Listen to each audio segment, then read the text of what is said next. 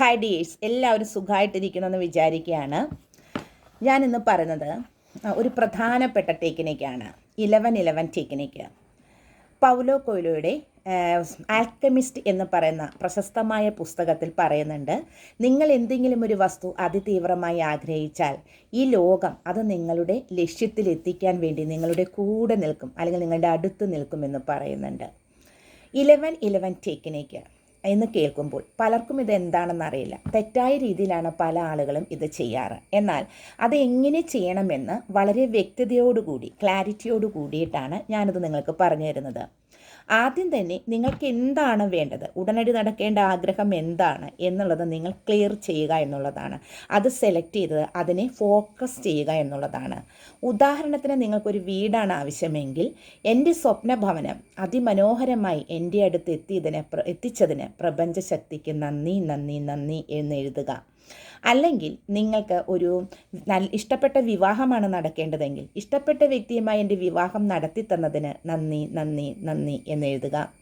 അല്ലെങ്കിൽ നിങ്ങൾക്ക് 10,000 രൂപയാണ് ആവശ്യമെങ്കിൽ, എനിക്ക് 10,000 രൂപ തന്നതിന് അല്ലെങ്കിൽ എൻ്റെ അടുത്ത് എത്തിച്ചതിന് പ്രപഞ്ചശക്തിക്ക് നന്ദി നന്ദി നന്ദി എന്നെഴുതുക.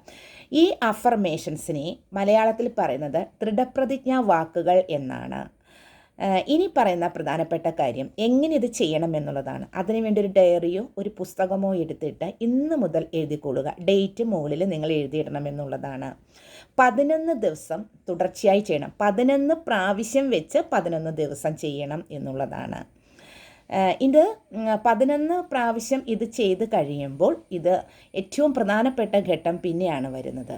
അതായത് ലെറ്റ് ഗോ എന്നുള്ള സംഭവം. അതായത് നമ്മളിത് ചെയ്ത് കഴിഞ്ഞിട്ട് നമ്മളത് പ്രകൃതിക്ക് സറണ്ടർ ചെയ്യുന്നു എന്നുള്ളതാണ്. പ്രകൃതിക്ക് നമ്മളത് ഏൽപ്പിച്ചു കൊടുക്കുകയാണ് ചെയ്യുന്നത്.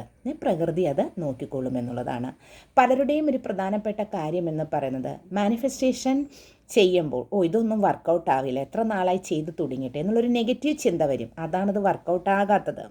പിന്നെ മാനിഫെസ്റ്റേഷൻ, നമ്മളെപ്പോഴും കേൾക്കുന്ന ഒരു വാക്കുണ്ട്, manifestation is A very easy and effortless എന്ന് നമ്മൾ കേട്ടിട്ടുണ്ട്. അതായത് അധികം കഷ്ടപ്പാടും പ്രയാസവും ഇല്ലാതെ നടത്തിയെടുക്കാൻ പറ്റിയ ഒരു ടെക്നിക്ക് തന്നെയാണ് മാനിഫെസ്റ്റേഷൻ എന്നുള്ളത്. അത് നമ്മൾ നമ്മുടെ മനസ്സിനെ ഒരുക്കണം എന്നുള്ളതാണ്.